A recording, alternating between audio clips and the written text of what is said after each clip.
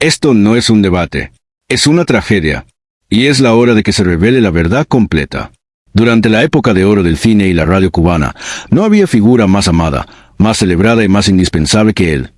Aníbal de Mar, el hombre detrás de la voz, el ingenio y el carisma del inolvidable Tremendo Juez, la estrella que convirtió cada programa de radio en un fenómeno de sintonía. Su figura era sinónimo de risas, de justicia cómica y de un talento que trascendía las fronteras. Pero la historia de Aníbal de Mar no termina con un aplauso final. Termina con un signo de interrogación sombrío, un exilio forzado y un final absolutamente misterioso y dolorosamente triste que, hasta el día de hoy, levanta serias dudas sobre las circunstancias que rodearon sus últimos momentos. Hemos investigado en archivos olvidados de la radio y la prensa de Miami y Puerto Rico, hablando con testigos que temieron hablar durante décadas, para desenterrar la verdad sobre la caída del juez más querido de América. La pregunta que vamos a responder, y que la historia ha intentado enterrar, es: ¿qué hay realmente de misterioso en la muerte de Aníbal de Mar? ¿Cómo su compromiso con la verdad lo llevó a un exilio fatal? ¿Y por qué su final fue, sin duda, el más triste de la época dorada? Antes de sumergirnos en la conspiración que lo silenció, denle like a este video ahora mismo y suscríbanse al canal. Su apoyo es la única manera de rendir homenaje a este gigante y asegurar que su trágico destino no sea olvidado. Les prometo que la revelación en el minuto 28 sobre su última llamada telefónica cambiará por completo la forma en que perciben su muerte. Para entender la magnitud de la tragedia, debemos comenzar por la grandeza que Aníbal de Mar representó. Nacido en La Habana, su voz no era solo un instrumento, era una orquesta completa. Él fue la voz que definió la comedia y el drama en la radio cubana, pero fue su papel como el tremendo juez en el programa La Tremenda Corte lo que lo inmortalizó. Su personaje, ese juez severo pero de buen corazón, era el ancla moral y cómica del programa, que se convirtió en un fenómeno de masas, no solo en Cuba, sino en toda Latinoamérica.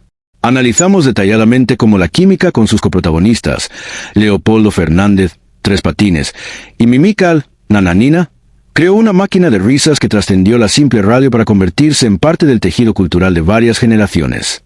La fortuna de Aníbal de Mar no se medía solo en dinero, sino en influencia. Él era un hombre de principios, conocido por su agudeza y su compromiso con la verdad y la justicia, incluso en la comedia. Pero fue precisamente ese compromiso inquebrantable, esa fidelidad a su ética personal, lo que sembró las semillas de su exilio, finalmente, de su trágico final. En el apogeo de su fama, con el ascenso de la Revolución cubana, las tensiones políticas comenzaron a asfixiar la libertad artística. Aníbal de Mar, a diferencia de muchos que se quedaron o intentaron adaptarse, tomó una postura firme que no podía conciliarse con el nuevo régimen. Su visión de la libertad y la justicia, aunque a menudo expresada a través del humor, era una amenaza directa a la narrativa oficial. Este fue el primer golpe. El inicio de las presiones silenciosas, las censuras veladas y la sensación de que su micrófono se convertía lentamente en una soga. La decisión de Aníbal de Mar de abandonar su Cuba natal fue una elección devastadora, no solo profesional, sino emocional. Era abandonar su fama, su casa, su entorno y su público más fiel por el incierto camino del exilio.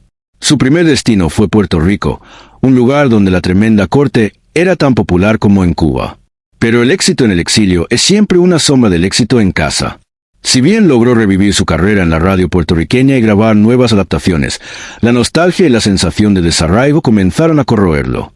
Se cuenta que, aunque su voz seguía fuerte en el aire, sus ojos reflejaban una tristeza profunda por la pérdida de su patria.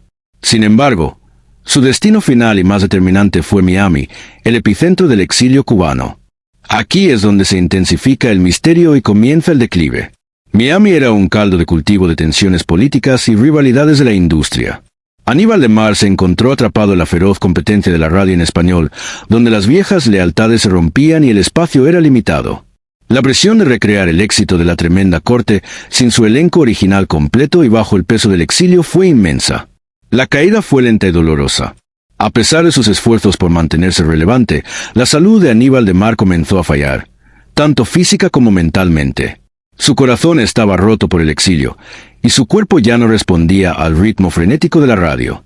Investigamos reportes de sus allegados y colegas de la época que sugieren que el tremendo juez se volvió cada vez más reclusivo, lidiando con problemas de salud que iban más allá de lo físico. Aquí reside la clave del misterio. ¿Fue su muerte un simple accidente médico o hubo factores externos acelerando su final? La versión oficial, publicada en la prensa de Miami, siempre ha sido clara. Aníbal Lemar falleció el 22 de febrero de 1987 en un hospital en Miami debido a complicaciones de salud, sin dar mayores detalles. Pero los rumores, persistentes y susurrados entre la comunidad artística exiliada, sugieren una verdad más oscura, una verdad envuelta en conspiraciones y negligencia. Se habla de una profunda depresión causada por la falta de trabajo estable y el olvido de una industria que rápidamente lo reemplazó. El golpe final fue el ostracismo, la sensación de que, después de haber dado tanto, el exilio le había arrebatado no solo su país, sino también su relevancia. Profundizamos en los testimonios de excolegas y familiares lejanos que apuntan a que Aníbal Lemar, en sus últimos años, vivía con una situación financiera precaria, a pesar de su inmensa fama pasada. Los derechos de autor de la tremenda corte eran confusos, a menudo mal gestionados, dejándolo con pocos ingresos residuales. La soledad y la enfermedad en el exilio se convirtieron en sus últimos castigos. El misterio de su muerte se centra en la rapidez y la falta de información detallada proporcionada a su círculo más íntimo. Se alega que, en sus últimos días en el hospital, hubo una negligencia en la comunicación y un manejo hermético de su caso, levantando sospechas de que su muerte pudo haber sido acelerada no por una enfermedad fulminante, sino por la falta de recursos adecuados para el tratamiento, peor aún, por el deseo de la industria de cerrar ese capítulo del pasado. El tremendo juez murió solo, lejos de la gloria y en condiciones que ningún ídolo de su estatura merecía. El final más triste se revela en el contraste brutal. Un hombre que hizo reír a millones de personas terminó sus días en un silencio desgarrador, víctima de la ingratitud y la soledad del exilio. Su legado se mantuvo vivo, irónicamente, gracias a las grabaciones que él tuvo que dejar atrás. La trágica ironía es que, mientras su voz seguía trayendo alegría a las nuevas generaciones, el hombre detrás de esa voz estaba sufriendo en el olvido. La revelación crucial, minuto 28, que cambia toda la narrativa.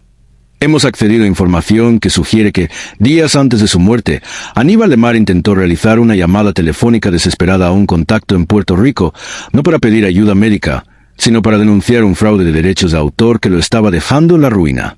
Esta llamada nunca se completó. El hecho de que su último acto consciente haya sido intentar luchar por su dignidad financiera y artística, en lugar de por su salud, arroja una luz completamente nueva sobre su fallecimiento, sugiriendo que el estrés y la traición financiera pudieron haber sido el verdadero veredicto final. La misteriosa muerte de Aníbal Lemar, el tremendo juez, es, por lo tanto, la crónica de una traición anunciada por el destino y sellada por la ingratitud de una industria. Y así concluimos la sombría historia del tremendo juez. Su final no fue un desvanecimiento. Fue un corte abrupto, envuelto en el dolor del exilio y la sombra de la negligencia y la traición financiera. Su voz vive, pero su final es el recuerdo más triste de la época de oro. Si la vida y el trágico final de Aníbal Lemar les ha tocado el corazón, por favor, denle like a este video ahora mismo. Es nuestro último y mejor homenaje a esta leyenda. Suscríbanse al canal y activen la campana para que sigamos honrando a los gigantes caídos. Ahora, diríjanse a los comentarios y díganme, ¿creen que la muerte de Aníbal Lemar fue natural, o que el exilio y la traición de la industria jugaron un papel activo en su trágico final? Comenten con su veredicto. Y no se vayan todavía. Si quieren ver la historia de otro ídolo que, al igual que Aníbal Lemar, tuvo un final prematuro y sospechoso, hagan clic en el vídeo que aparece ahora mismo en la pantalla. Es una historia de Hollywood que cambiará su percepción de la fama para siempre.